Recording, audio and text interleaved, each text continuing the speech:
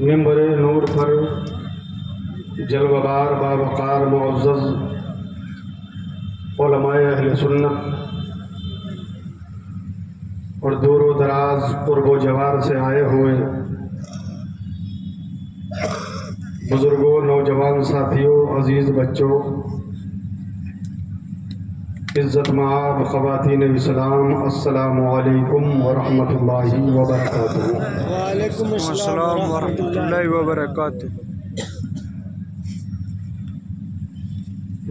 آج ہم اور آپ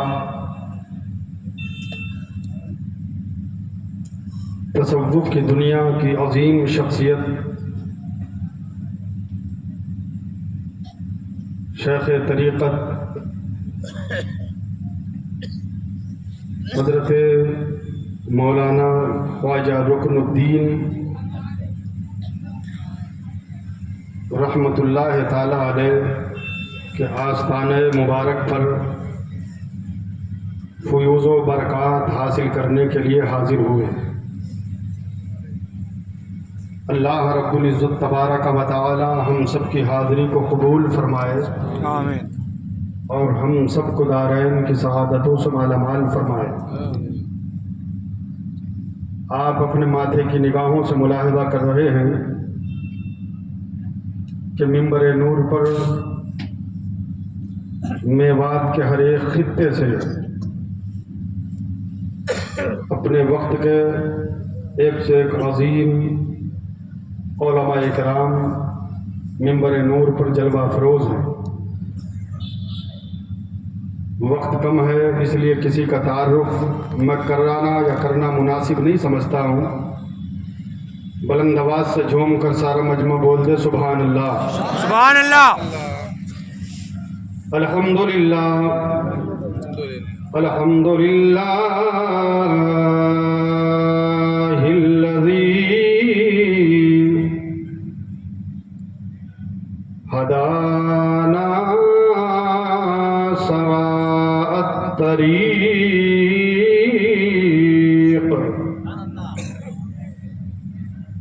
وجعل لنا التوفیق خیر رفیق۔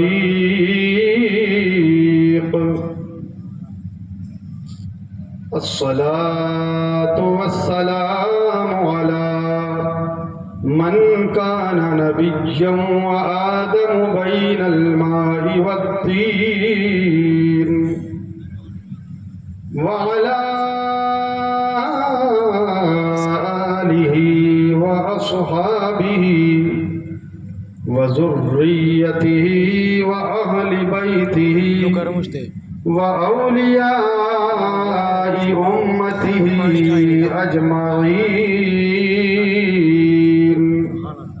أما بعد، فأعوذ بالله من الشيطان الرجيم، بسم الله الرحمن الرحيم،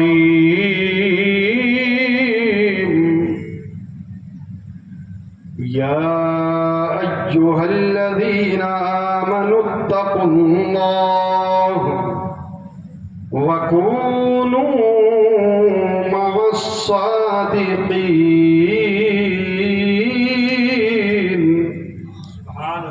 آمنت بالله صدق الله مولانا العلي العظيم، وبلغنا رسوله النبي الأمين المبين المتين الكريم، ونحن على ذلك لمن الشاهدين والشاكرين، والحمد لله رب العالمين جميعا۔ یا خدا بہر جناب مصطفیٰ امداد کن، یا رسول اللہ از بہر خدا امداد کن، یا شفیع المذنبین یا رحمتا للعالمین، یا شفیع المذنبین یا رحمتا للعالمین، یا امان الخائفین یا ملتجا امداد کن یا شہید کربلا یا دافع کرب و بلا یا شہید کربلا یا دافع کرب و بلا گل رخا شہزادہ گلگوں قبا امداد کن. بلند آواز سے نبی اور آل نبی کی بارگاہ میں ہدیہ درود و سلام کا نذران عقیدت پیش کریں. بآواز بلند پڑھیں اللہم صلی علی سیدنا مولانا محمد مبارک وسلم صلو علیہ صلاۃ و سلام علیک یا رسول اللہ صلی اللہ تعالی علیہ وسلم. آپ حضرات کافی دیر سے نعت نبی صلی اللہ علیہ وسلم اور اولیاء کرام کے شان میں منقبت سماعت فرما رہے تھے. میں بھی چند مند آپ حضرات کی سماعتوں کے حوالے کر رہا ہوں. سماعت فرما لیں. بلند آواز سے بولیے سبحان اللہ. سبحان اللہ. ماشاءاللہ. شعر پیش کر رہا ہوں, سماعت فرمائیں. ذیشان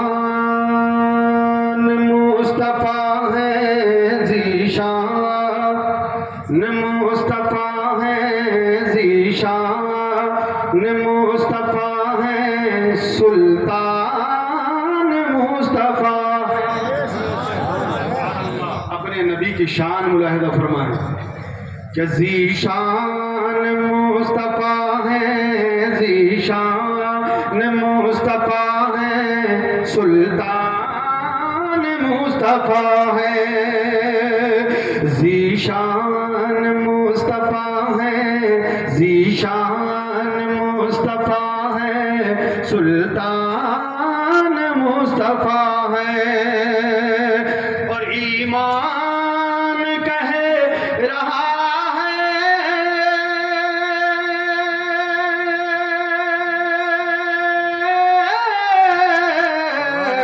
ایمان کہہ رہا ہے میری جان مصطفیٰ ہے. ذیشان مصطفیٰ ہے, سلطان مصطفیٰ ہے. ایمان کہہ رہا ہے میری جان مصطفیٰ ہے. ذیشان مصطفیٰ ہے, سلطان مصطفیٰ ہے. اور واللیل والضحیٰ ہے, یاسین اور طٰہٰ. نبی کی شان یہ ہے واللیل والضحیٰ یاسین طٰہٰ. وہ ہمارے جیسے نہیں ہیں. ہاں, یہ ذہن سے نکال دینا. تو سنیے گا قرآن کیا کہتا ہے کہ واللیل والضحیٰ ہے, یاسین اور طٰہٰ. واللیل والضحیٰ ہے, یاسین اور طٰہٰ. ارے صورت بتا رہی ہے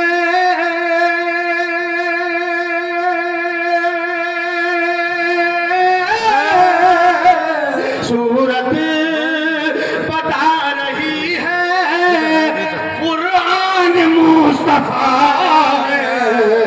ذیشان مصطفیٰ ہے, سلطان مصطفیٰ ہے. ابھی اس کو لوٹ دیا. خواہش ہے, آرزو ہے, ارمان مصطفیٰ. خواہش ہے, آرزو ہے, ارمان مصطفیٰ ہے. سلب کر بول دے دونوں ہاتھ اٹھا کر سبحان اللہ. خواہش ہے, آرزو ہے, ارمان مصطفیٰ ہے. خواہش ہے, آرزو ہے, ارمان مصطفیٰ ہے. اور بخشش کا سب کی پیشگی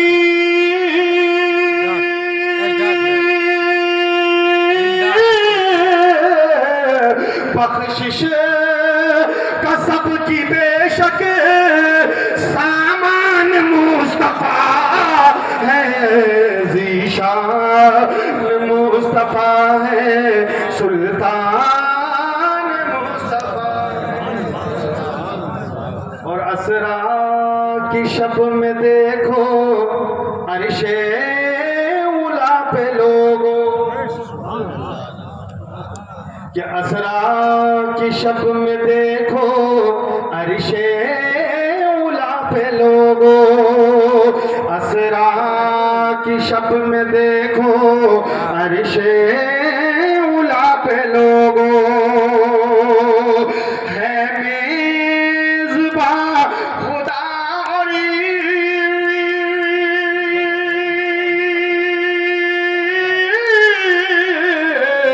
ہے میزباں خدا اور مہمان مصطفیٰ ہے، ذیشان.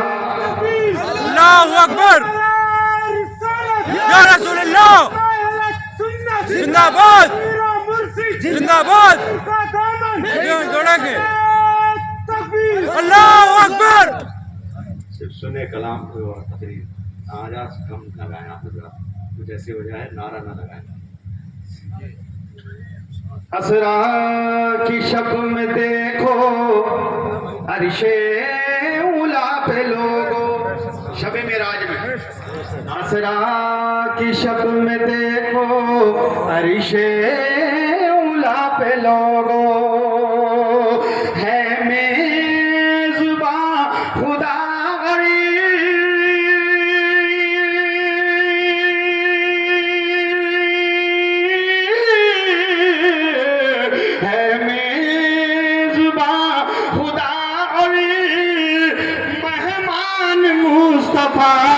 ہے، ذیشان مصطفیٰ ہے، سلطان مصطفیٰ ہے.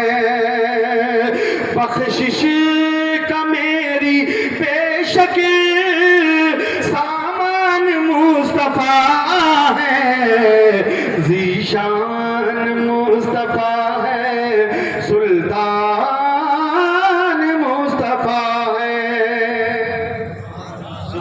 نواز سے درود پاک پڑھ کر سنائیں. اللہم صلی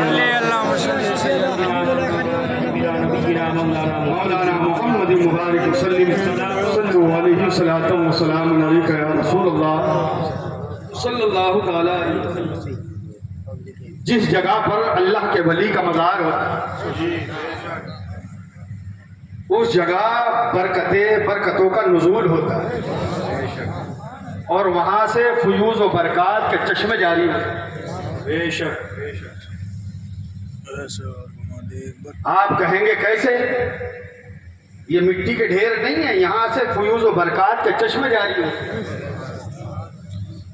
تو قرآن عظیم کھول کر دیکھو، قرآن اس کا جواب دیتا نظر آتا. سبحان الذی اسری بعبدہ لیلا من المسجد الحرام الى المسجد الاقصى الذي بارکنا حولہ. بارکنا پاک ہے وہ ذات جو لے گئی اپنے بندے کو راتوں رات مسجد حرام سے مسجد اقصی. اب مسجد اقصی کون سی مسجد اقصی؟ جس کے آس پاس میں، جس کے ارد گرد اللہ نے برکتیں رکھی ہے. سبحان اللہ. اس کے ارد گرد اللہ نے برکت رکھی. اچھا ایک سوال ہے، نبی پاک صلی اللہ علیہ وسلم نے فرمایا سب سے اچھی جگہ مسجد ہے اور سب سے بری جگہ بازار ہے. یہ حدیث ہے. مگر فرمایا گیا یہاں قرآن عظیم میں کہ مسجد اقصی کے آس پاس ہم نے برکتیں رکھی. تفاسیر کو کھول کر دیکھو اور مطالعہ کرو تو علماء اس کی تفسیر میں یوں بیان فرماتے ہیں کہ مسجد اقصی میں برکت ہونی چاہیے. مسجد کے آس پاس میں برکتوں کے بارے میں فرمایا گیا. کیوں؟ اس لیے فرمایا گیا کہ مسجد اقصی کے آس پاس میں نبیوں کے مزارات ہیں اولیاء کے مزارات ہیں، صالحین کے مزارات ہیں، شہداء کے مزارات ہیں، صدیقین کے مزارات ہیں، صالحین کے مزارات ہیں۔ معلوم یہ ہوا جہاں نبیوں کے مزارات ہوں وہاں برکتیں رکھی اللہ نے۔ یہ میں نہیں کہہ رہا ہوں، یہ کسی کوئی بریلی کا فتویٰ نہیں ہے، یہ مولانا احمد رضا نے ہم کو نہیں بتایا ہے، یہ اللہ کی کتاب قرآن عظیم نے بتایا ہے کہ ہم نے مسجد اقصیٰ کے آس پاس میں برکتیں رکھی ہیں۔ معلوم یہ ہوا کہ جہاں نبیوں کے مزار ہوں وہاں برکتیں ہیں، جہاں صلحاء کے مزار ہوں وہاں برکتیں ہوتی ہیں، وہاں برکتیں ہوتی ہیں، جہاں صالحین کے مزارات ہو وہاں برکتیں ہوتی ہیں۔ پہلے نے دیا جائے جہاں غوث آدم کا مزار ہے اللہ نے برکتیں رکھی ہے، جہاں خواجہ غریب نواز کا مزار ہے اللہ نے برکتیں رکھی ہے، جہاں محبوب الہی کا مزار ہے اللہ نے برکتیں رکھی ہے، جہاں مجدد الفسانی کا مزار ہے اللہ نے وہاں برکتیں رکھی ہے، جہاں بریلی کے امام احمد رضا کا مزار ہے اللہ نے وہاں برکتیں رکھی ہے، اور یہاں رکن الدین رحمت اللہ تعالی علیہ کا مزار ہے اللہ نے یہاں بھی اس میں برکتیں رکھی ہے۔ سبحان اللہ۔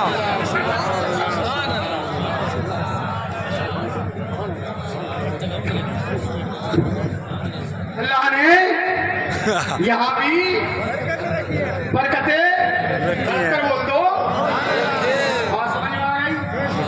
اپنی طرف سے تو کچھ نہیں کہا، قرآن سے کہا ہے اللہ نے۔ اب یہاں جب آپ بیٹھے ہوئے ہیں تو یہاں پر آپ پر برکتوں کا نزول ہو رہا ہے، برکتیں آپ حاصل کر رہے ہیں، رحمتوں کا نزول ہو رہا ہے، آپ یہاں فیوز و برکات حاصل کر رہے ہیں۔ واٹس ایپ کہہ دیں میرا کر لے۔ ایک اللہ کے ولی کے مزار پر جب جایا کرو تو صرف اس لیے نہ جایا کرو کہ وہاں پر جا کر میلہ دیکھیں گے اور یہ دیکھنا کتنے لوگ آئے ہیں، کتنے لوگ وہاں پر پہنچے ہیں، کتنا مجمع اکٹھا ہوا ہے، یہ سمجھ کر نہ جایا کرو، بلکہ جب جایا کرو تو یہ سمجھ کر جایا کرو کہ بزرگ کی بارگاہ میں فیوز و برکات حاصل کرنے کے لیے برکتیں حاصل کرنے کے لیے جا رہے ہیں۔ حضرات امام شافعی امام اعظم کے مزار پر جب جاتے تھے تو جب کوئی حاجت ہوتی تھی تو مزار امام اعظم ابو حنیفہ پر حاضری دیتے تھے، اور حاضری دینے کے بعد میں 2 رکعت نماز نفل ادا کیا کرتے تھے، اور پھر حضور امام اعظم ابو حنیفہ کی بارگاہ میں استغاثہ کیا کرتے تھے، اللہ اکبر، اور اس کا یہ فیض حاصل ہوتا تھا کہ امام شافعی فرماتے ہیں کہ مجھے جس مسئلے کو لے کر کے امام اعظم کی قبر پر جاتا تھا وہ مسئلہ مجھ کو پھر منٹوں میں حاصل ہو جاتا تھا، مسئلہ منٹوں سیکنڈوں میں حل ہو جاتا تھا۔ یہ امام اعظم ابو حنیفہ کے شاگرد ہیں، امام اعظم ابو حنیفہ حضرت فتاوی رضویہ میں لکھا ہے کہ امام اعظم ابو حنیفہ کے شاگرد ہیں امام شافعی رحمت اللہ تعالی علیہ۔ تو معلوم یہ ہوا جہاں ولیوں کے مزارات ہوتے ہیں وہاں برکتیں ہوتی ہیں، نازل ہوتی ہیں، وہاں فیوز حاصل کرنے چاہیے، وہاں برکتیں حاصل کرنا چاہیے۔ عزیزان ملت اسلامیہ، پیروں کے پیر، میروں کے میر، شاہ جیلا، غوث سمدانی، شیخ لاسانی، قطب ربانی، محبوب سبحانی، حضرت سیدنا شیخ عبد القادر جیلانی رضی اللہ تعالی۔ قادری سلسلہ مشہور ہے اور پوری دنیا کے اندر آپ کے سلسلے کے لوگ پائے جاتے ہیں، کوئی بھی سلسلہ ہو،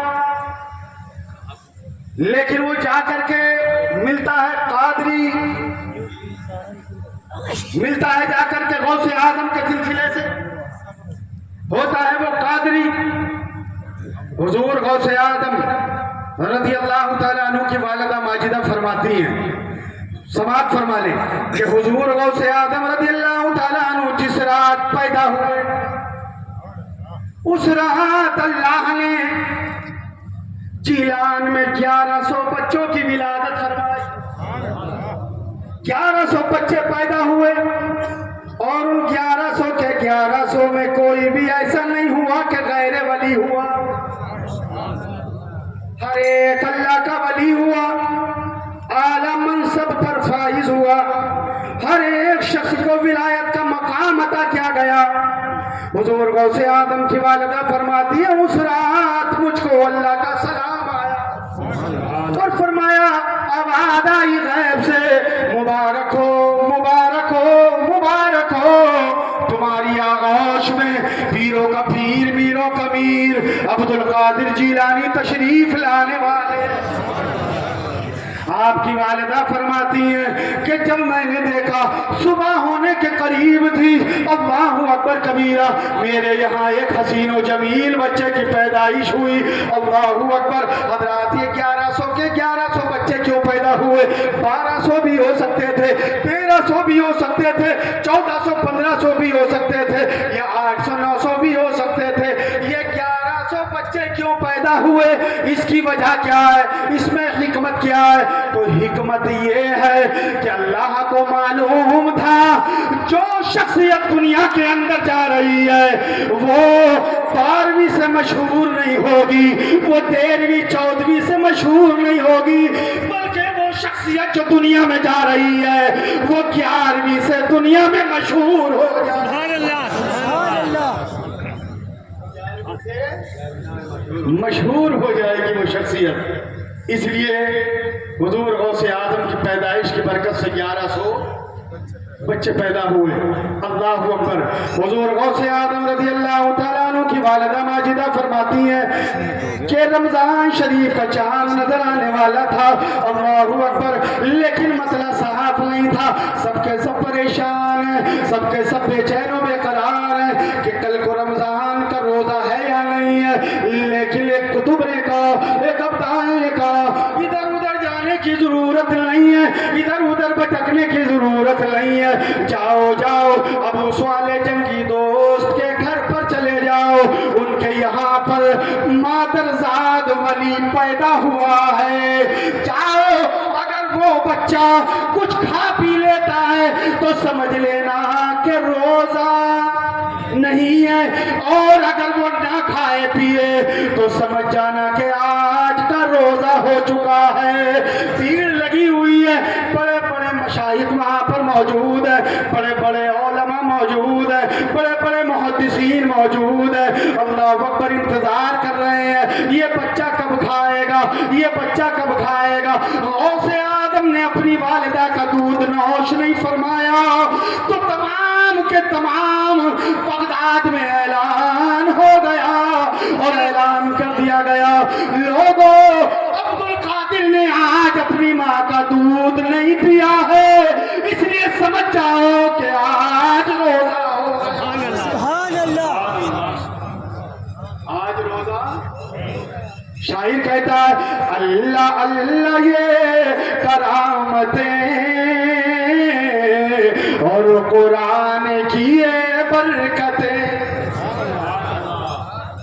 اللہ اللہ یہ کرامتیں اور قرآن کی یہ برکتیں، غوث پاک ماں کے پیٹ میں حافظ قرآن ہو گیا، غوث پاک ماں کے پیٹ میں حافظ قرآن ہو گیا، دین کا چراغ جل اٹھا، کفر پر زوال آ گیا، دین کا چراغ جل اٹھا، کفر پر زوال آ گیا، آسمان سے جب زمین پر آمنا کا لال آ گیا، آسمان سے جب زمین پر آمنا کا لال آ گیا۔ اے لوگوں، حضور غوث آدم کی زندگی سے میں آپ کو ایک پیغام دینا چاہتا ہوں۔ غوث آدم رضی اللہ تعالیٰ عنہ کے والدین نے کبھی لقمہ حرام نہیں کھایا، کبھی غیر کو نہیں دیکھا۔ آپ کی والدہ نے، آپ کے والد کا سیب کا واقعہ آپ نے بارہا سنا ہوگا، آپ کی والدہ کی پاک دامنی کی باتیں آپ نے بارہا سنی ہوگی۔ اللہ اللہ، مگر اے لوگوں، میں آپ کو بتائے دیتا ہوں بلکہ ولی بنتا ہے اللہ رب العزت کی معرفت جب حاصل ہوتی ہے جب آدمی رزق حلال کھاتا ہے۔ نمبر 2 کا مال کھا رہا ہے اور سوچ رہا ہے میرے گھر میں ولی پیدا ہو جائے، پیاز کھا رہا ہے سوچتا ہے ولی پیدا ہو جائے، سود کھا رہا ہے سوچتا ہے ولی پیدا ہو جائے، دوسرے کا حق مار رہا ہے سوچ رہا ہے ولی پیدا ہو جائے، ماں باپ کو ستا رہا ہے سوچتا ہے ولی پیدا ہو جائے، ماں باپ کو گالیاں دے رہا ہے سوچتا ہے ولی گھر میں پیدا ہو جائے۔ تو کیا ایسے ہو سکتا ہے؟ زندگیاں کھپانی پڑتی ہیں، راتوں کو جاگنا پڑتا ہے، تسبیح و تحلیل کرنا پڑتی ہے، راتوں رات عبادت و ریاضات کرنا پڑتی ہے، قرآن عظیم کی تلاوت پر دھیان دینا پڑتا ہے، نمازوں کی پابندی کرنا پڑتی ہے، حقوق کو کا لحاظ رکھا جاتا ہے۔ جب یہ تمام چیزیں ہوں اور مخلوق خدا پر رحم کرنے والا ہو تو اللہ کو یہ ادائیں پسند آتی ہیں تو پروردگار عالم اس کو معرفت عطا فرما دیتا ہے۔ اس کو معرفت، حضور غوث اعظم فرماتے ہیں یہ میری ماں کی دعاؤں کا اثر ہے، یہ میری ماں کی دعاؤں کا اثر ہے۔ میری ماں ہر نماز میں میرے لیے دعا کرتی تھی۔ خواجہ غریب نواز کی آپ تاریخ پڑھیں، خواجہ غریب نواز فرماتے میری ماں کی دعاؤں کا اثر ہے۔ صابر پاک فرماتے میری ماں کی دعاؤں کا اثر ہے۔ محبوب الہی فرماتے میری ماں کی دعاؤں کا اثر ہے۔ جس ولی کو بھی آپ دیکھیں ہر ولی یہی کہتا ہے یہ میری ماں کی دعاؤں کا اثر ہے، اور ماں کو ستا رہا ہے اور سوچ رہا ہے کہ میں 2-4 ٹائم کی نماز پڑھ کے اور میں ولایت کے منصب پر فائز ہو گیا ہوں۔ یہ غلط فہمی ذہن سے نکال۔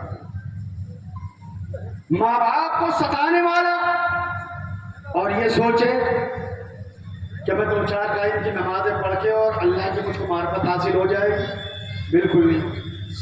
اللہ کا ولی بھی جب ہی راضی ہوتا ہے جب ماں باپ راضی، جب ماں باپ راضی ہوتے ہیں تبھی اللہ کا ولی۔ اچھا ماں باپ ناراض ہوں اور آپ جگہ جگہ مدارات پر جائیں اور جا کر چادریں پہ چادریں چڑھائیں، نیازوں پر نیازیں دلوائیں، درود خوانی کروائیں، فاتحہ کروائیں، اور ماں باپ ناراض، آپ کو کوئی فائدہ نہیں پہنچے گا۔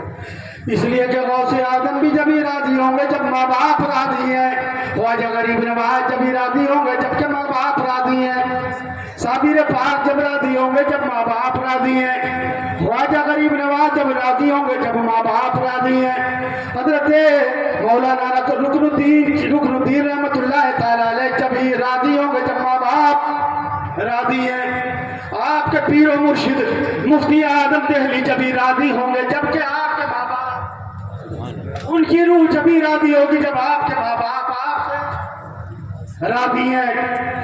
کسی بھی ولی کے مزار پر چلے جاؤ وہ اسی وقت راضی ہوگا جب تمہارے ماں باپ تم سے راضی ہو جائیں۔ تمہارے لیے سب سے بڑے پیر تمہارے ماں باپ تمہارے گھر میں موجود ہے، انہیں راضی کرنے کے بعد اللہ کے ولی کے مزار پر حاضری دیا کرو۔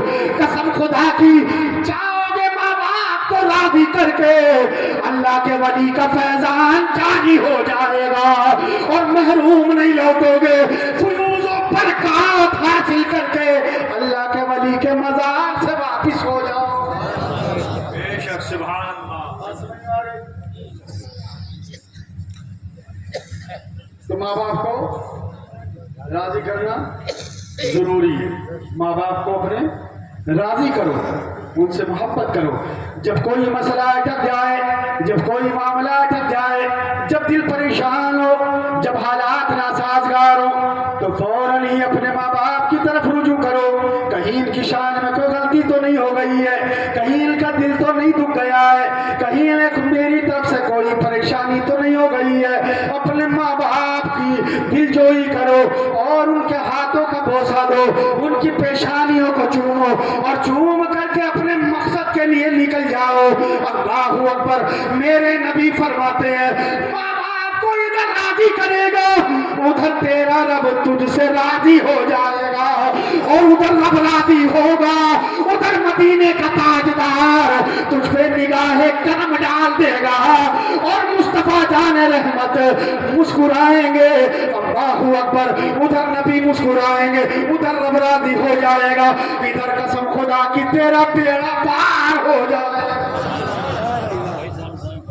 उधर तेरा बेड़ा पार हो जाएगा। शायर कहता है कि माँ तो माँ है, माँ का हम पर कितना बड़ा एहसान है, जिसके सर पे माँ का है साया वो तो बड़ा धनवान है। माँ तो माँ है और शाम ढले जब सारी दुनिया रातों को सो जाती है, दरवाजे की आहट सुनकर माँ दौड़ी आ जाती है। शाम ढले जब सारी दुनिया रातों को सो जाती है, दरवाजे की आहट सुनकर माँ दौड़ी